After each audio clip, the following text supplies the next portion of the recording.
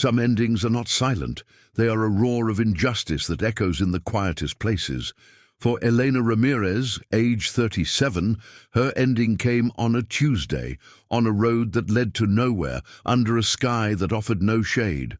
She had spent 5 years polishing the marble floors and dusting the crystal chandeliers of a life she could never touch.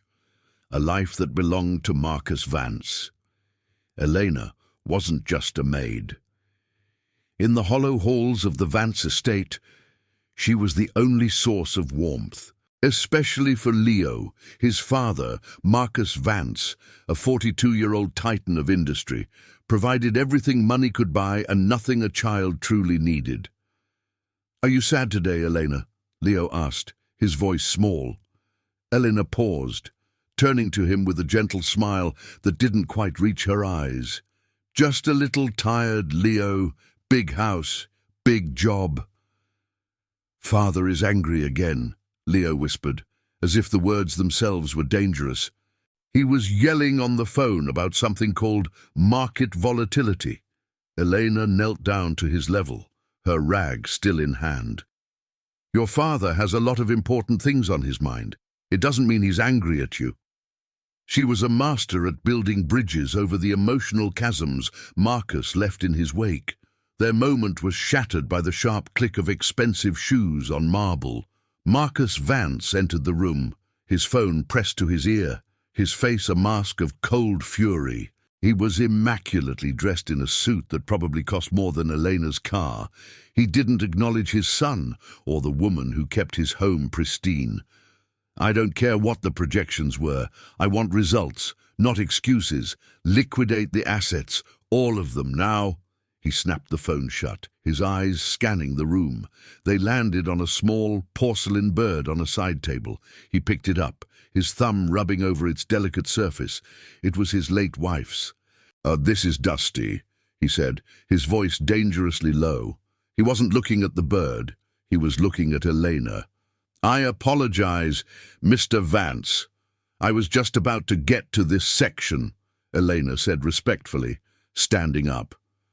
"Just about to," he repeated, a cruel smirk playing on his lips. "For what I pay you, I expect perfection, not progress. You've become inefficient, distracted." Leo shifted uncomfortably. "Oh, Father, she was just talking to me." "Quiet, Leo," Marcus commanded without looking at him. His cold eyes were locked on Elena. "Pack your things. Your services are no longer required." Elena's heart plummeted. This job was her lifeline. It paid for her small apartment in Oxnard and the money she sent back to her ailing mother in Arizona. "Mr. Vance, please. If I've done something wrong, I can fix it. I need this job." "That's the problem," Marcus said, placing the bird down with a sharp clink. "You need it. Neediness is a vulnerability I can't afford to have in my house. Leo, get in the car. We're going for a drive." Leo looked from his father to Elena, his eyes wide with panic. "But where is Elena going?" "She is going on a drive with us as well," Marcus said, a strange, dark glint in his eye. "It's the least I can do. Drop her off." A fool would have felt relief, but Elena was not a fool. She had seen this look on his face before, right before he dismantled a competitor's company or fired a loyal executive. It was the look of a predator. An hour passed in suffocating silence. The city fell away, replaced by endless fields and the shimmering heat rising from the asphalt. Elena knew this wasn't a ride to a bus station. This was something else entirely. This was a statement. Marcus finally turned off the main highway onto a cracked, nameless service road, which then became a dirt road. Dust billowed behind them, a thick brown cloud of their departure. He pulled the car to a stop in the middle of nowhere. There were no houses, no cars, no signs of life, just a wooden fence and an ocean of dry grass. "Get out," he said, his voice flat. Elena stared at him, disbelief warring with terror. "Here, Mr. Vance, there's nothing here. It's miles to the nearest town. 37, to be precise," he said, checking his watch as if discussing a business appointment. Consider it your severance, a lesson in self-sufficiency. You see, Elena, in my world, you are either an asset or a liability. You've become a liability. Tears streamed down Leo's face in the back seat. Father, no, you can't. She'll be hurt. She'll be fine, Marcus snapped, his patience gone. And now get out of my car. Elena's shock gave way to a surge of desperate dignity. She would not beg.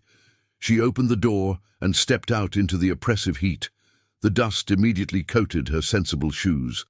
Please, Father, don't do this, Leo cried, his voice breaking. He lunged forward, his small hand reaching out the window toward Elena. Elena, I'm sorry. Elena looked at the boy, and her heart broke not for herself, but for him, for the lonely life he was trapped in. Be a good boy, Leo, she whispered, though she knew he couldn't hear her over the engine's purr. Marcus didn't even look at her. He simply hit the gas. The Bentley sped away, leaving Elena standing in a choking cloud of dust. She watched it disappear, a black speck on the horizon. Then there was nothing, just the wind, the sun, and a silence so profound it felt like the end of the world. This is how it ends, she thought. But as the sun beat down on her, something shifted. The terror began to subside, replaced by a slow-burning ember of anger. He had taken her job, he had taken her dignity, but he could not take her will to survive. Every step she took on that dusty road was a refusal to be erased. Sometimes a person's true character isn't revealed in a boardroom, but on a lonely road. If you believe in the power of resilience and want to see how Elena's journey unfolds, make sure you're subscribed to the channel.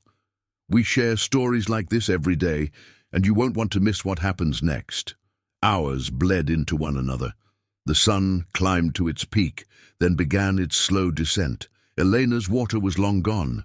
Her feet were blistered, her hope wearing thin with the soles of her shoes. Just as dizziness began to claim her, she saw it in the distance. Not a town, but a mailbox, and beyond it, a small, weathered farmhouse. It looked like a forgotten memory, but to Elena, it was an oasis. She stumbled up the long driveway. An elderly man with a kind, wrinkled face and overalls was fixing a fence post. He looked up, his eyes widening in concern as he saw her condition. This was Samuel Bishop, age 72. "Good heavens, child! What happened to you?" he asked, his voice raspy but gentle. Elena could barely speak. "And car broke down. Long way back," she lied, not having the strength to tell the unbelievable truth. Samuel didn't press. He simply helped her to the porch, where his wife, Elena Bishop, age 70, came out, wiping her hands on her apron. She had the same look of gentle concern as her husband. They gave her water, then food. They didn't ask questions. They simply gave. Meanwhile, back at the Marble Palace in Santa Barbara, a different kind of storm was brewing. Leo had locked himself in his room. He refused to eat, refused to speak to his father. "Leo, open this door." Marcus's voice echoed in the hall. It was the same tone he used to command his board of directors, but it had no effect on the small, determined boy. "You left her!" Leo's voice shouted from behind the door, thick with tears. "You left her to die!" "Don't be dramatic. I taught her a lesson about the real world," Marcus retorted. No, Leo's voice came back, quieter but somehow stronger. "You taught me a lesson about you." The silence that followed was heavier than any argument. For the first time, Marcus Vance felt a flicker of something he hadn't experienced in years, a consequence he couldn't control. In the warmth of the bishop's kitchen, surrounded by the smell of coffee and baking bread, Elena's story poured out. She expected shock, perhaps even disbelief, but she saw only empathy in their eyes. "That man," Samuel said, his voice a low rumble, "has a sickness of the soul. This isn't your shame, Elena. It's his. But what do I do?" Elena asked, her voice trembling. "He has all the power." "I have nothing. You have us," Elena said simply, placing a warm hand on Elena's. "You rest, you heal. Then we figure out the next step. The folks here in Oak Creek, Arizona, we look after our own. And right now, you're one of us." Over the next few weeks, Elena did just that. The bishops gave her a room, gave her chores to do on their small farm so she wouldn't feel like a charity case. The hard, honest work of the land began to mend something inside her. She learned the names of the people in the small town of Oak Creek. She started working part-time at the local diner, the Rusty Spoon, where her quiet efficiency and gentle smile quickly made her a favorite. She was earning her own money again, small as it was. She was rebuilding piece by piece. She sent a letter to her mother in Sonora, Mexico, telling her she'd found a new, quieter job and that she was okay. Careful to omit the horrifying details. But at night, she would often think of Leo, hoping the boy was all right, trapped in that golden cage with a man who had a block of ice where his heart should be. The turning point came a month after she'd arrived in Oak Creek. A sleek, black town car pulled up outside the diner. Elena's heart seized, thinking it was Marcus, but it was a different man, a lawyer in a sharp suit. He was looking for her. Marcus Vance had sent him, not to apologize, but to silence her. The lawyer, Mr. Davies, offered her a check for $50,000. "Mr. Vance wishes to compensate you for your inconvenience," the lawyer said smoothly. "In return, you'll sign this, a non-disclosure agreement. You'll never speak of him, his son, or the circumstances of your departure from his employment again." Elena looked at the check. It was more money than she had ever seen in her life. It could solve so many problems.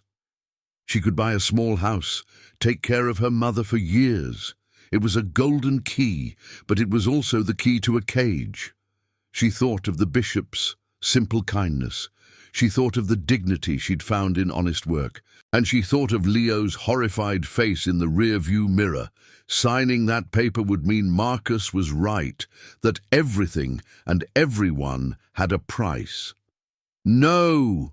Elena said, her voice clear and steady. She pushed the check back across the table. The lawyer looked surprised. "I'm sorry. I said no. My silence is not for sale." A moment of choice can define a lifetime. Elena just made hers, choosing dignity over wealth. If stories of courage and standing up for what's right are what you come here for, join our community by subscribing. We believe these stories matter, and we want to share them with you. The lawyer left, stunned. When Elena told the bishops what she had done, Samuel clapped his hand on her shoulder, his eyes shining with pride. That night, Elena felt a sense of peace she hadn't felt in years.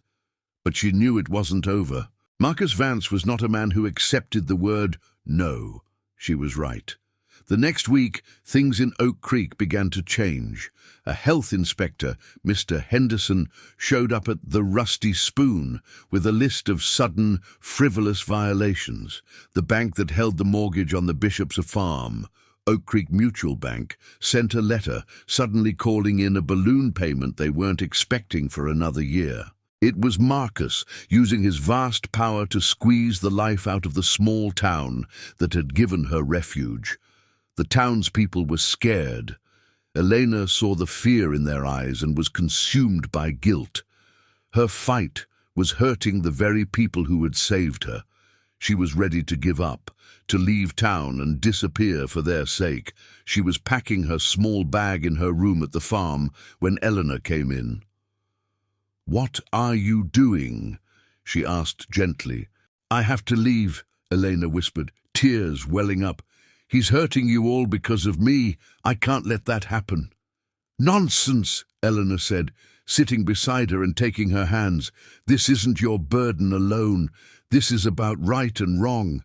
And in Oak Creek we stand together. We faced bigger bullies than Marcus Vance." Samuel walked in then, holding a tattered old photo album. "Remember, Elena, you're not fighting alone. We have friends. We have community. And sometimes that's more powerful than any amount of money. The small town of Oak Creek, Arizona, usually peaceful, was now a hive of quiet defiance. Word of Marcus Vance's tactics spread like wildfire. The town decided to fight back. "He thinks he can buy and intimidate us," Samuel Bishop addressed the crowd, his voice firm. "But we are not for sale, and we will not be intimidated." The health inspector, Mr. Henderson, nervously cleared his throat.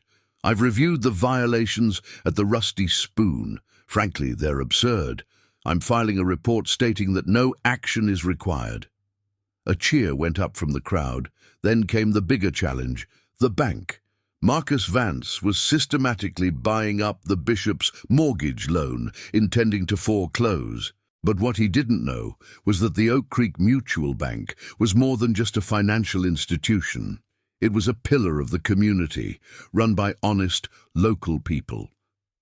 The bank manager, a woman named Sarah Jenkins, age 45, stood up. "I've spoken with our board. We have decided to refinance the bishop's loan with extremely favorable terms, and we are also offering a community-wide pledge. No resident of Oak Creek will have their homes or businesses foreclosed upon due to unfair pressure from outside entities." The room erupted in applause. Elena felt a lump in her throat. These strangers, these people she had only just met, were risking their livelihoods for her. "Aye, but this doesn't stop Marcus Vance from trying again," a voice from the crowd called out. "He has unlimited resources." "Perhaps," Elena said, stepping forward, her voice gaining strength.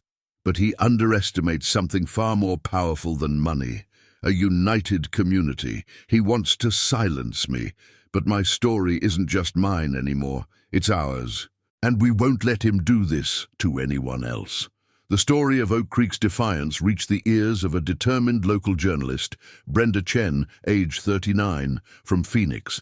She saw not just a local dispute, but a classic David and Goliath tale unfolding. "This is an outrage," Brenda reported live, standing outside the Rusty Spoon. "A powerful billionaire attempting to crush a small, resilient community. But Oak Creek isn't backing down." Marcus Vance watched the report, his face dark. He picked up his phone, his finger hovering over a contact. He knew how to hit harder. He knew how to silence. Hidden away in his gilded cage, Leo Vance found his own window to the truth. He recognized Elena, and the shame he felt for his father, and the empathy he felt for her, grew stronger than ever. Leo, driven by an urgent need, found an old, prepaid cell phone his tutor sometimes used, and slipped it into his pocket. He then typed a search query: "Elena Ramirez, Oak Creek, Arizona." He found the news report, then an article about the bishops and their farm. He found their address.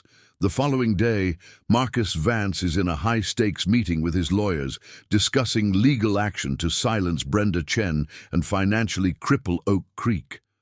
Suddenly, his phone rings. "It's an unfamiliar number," he answers, annoyed. "Vance," he snapped. "Father," a small voice whispered on the other end. It was Leo. Marcus was momentarily stunned. "Leo, how did you get this number? Where are you?" "I'm leaving," Leo said, his voice surprisingly firm. "I'm going to find Elena. You can't hurt her anymore." Marcus froze.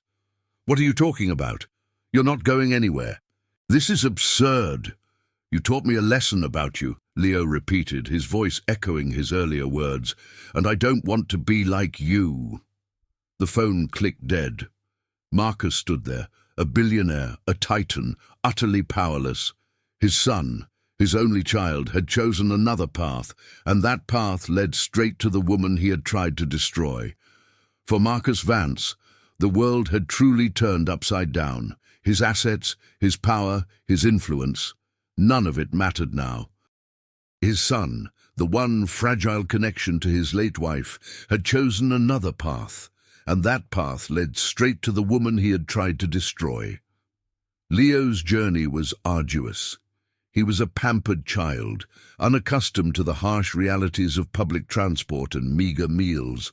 But every mile closer to Oak Creek, every face he saw that wasn't cold or indifferent fueled his determination. He made friends with a kind grandmother on the bus who gave him snacks and listened to his simplified story about visiting a friend.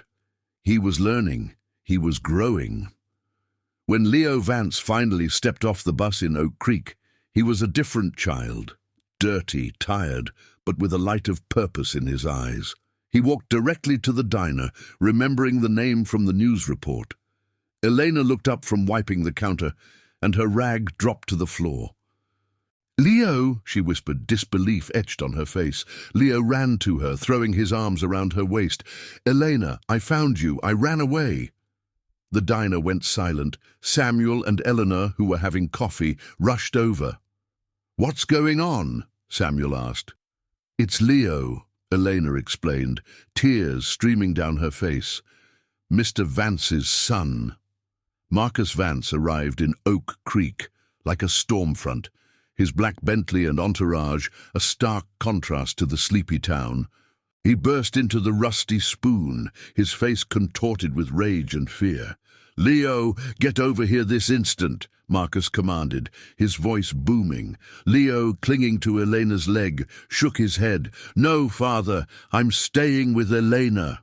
"This is kidnapping," Marcus roared, looking at Elena. "You have no right to keep my son."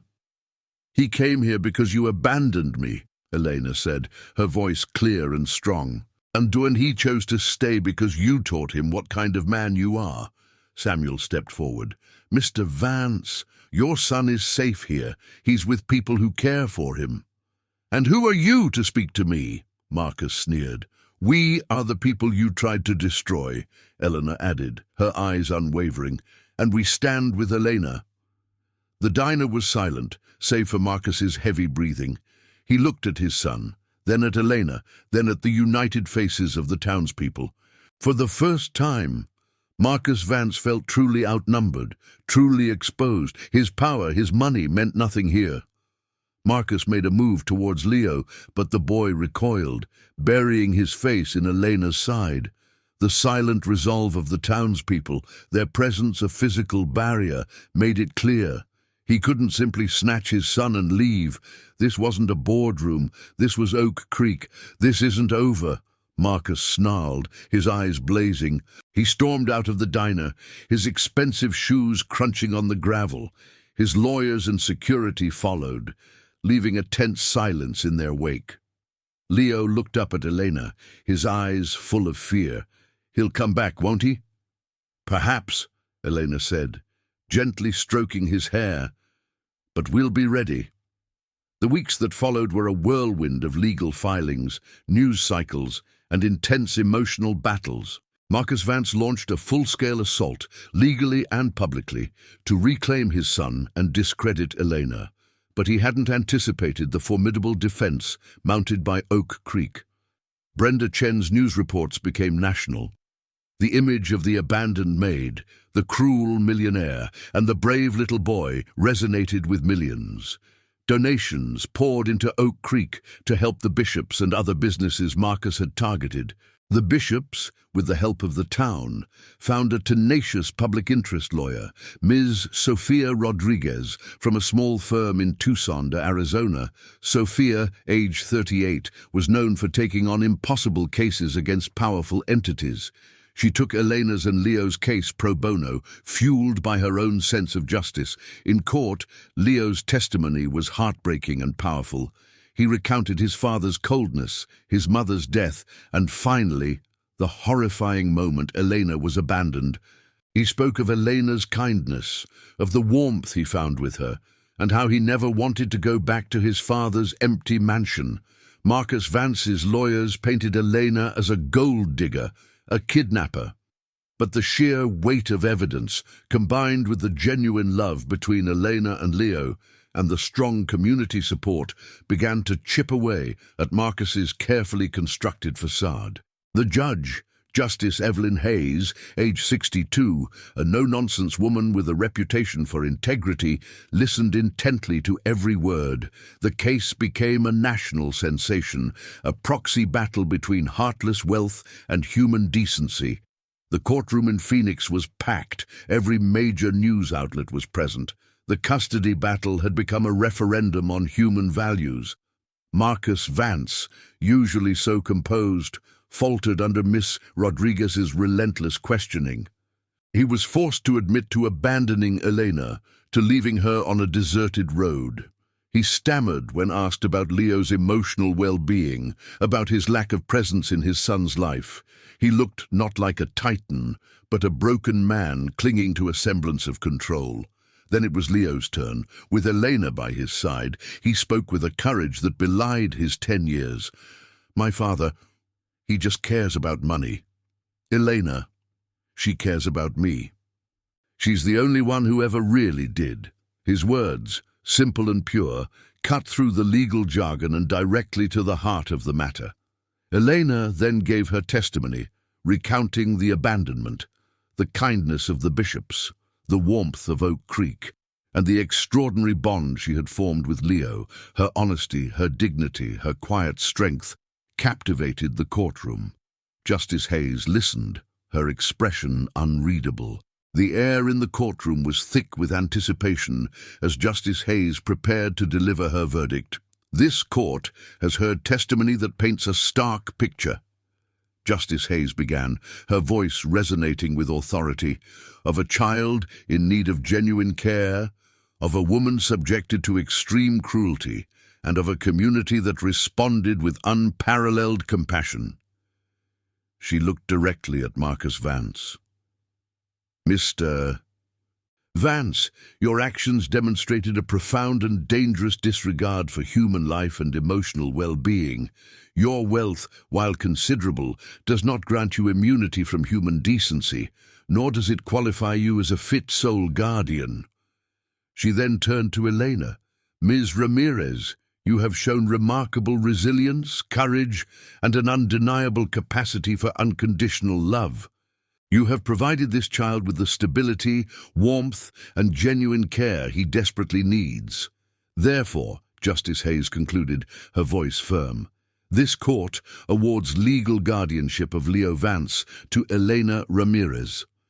Mr. Vance will be granted supervised visitation, contingent upon psychological counseling and a demonstrated commitment to his son's emotional health." A gasp rippled through the courtroom.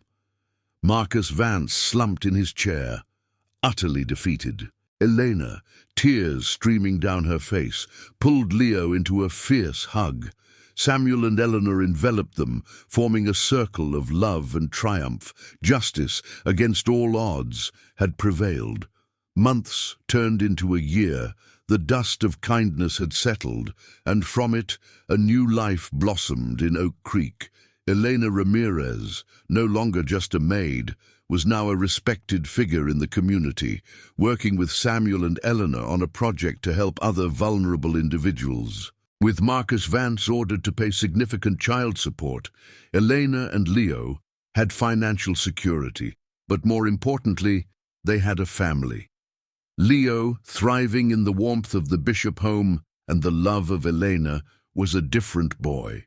He laughed more, explored more, and slowly, cautiously began to heal. He still saw his father, but these were supervised visits, awkward at first, then slowly, painstakingly, evolving into something resembling connection. Marcus Vance was in therapy, forced to confront the emptiness his wealth had created. It was a long road, but for Leo's sake, he was finally trying to walk it. The tale of Elena, Leo, and the people of Oak Creek became a legend, a testament that true wealth lies not in bank accounts, but in the generosity of the human spirit, in the dignity of resilience, and in the enduring power of kindness. What an incredible journey! Wouldn't you agree? Elena's story reminds us that even in the face of immense cruelty, hope can always find a way. If this story moved you and you want to be part of a community that celebrates courage, compassion, and justice, make sure you hit that subscribe button right now. We're here every day, bringing you stories that truly matter. Join us.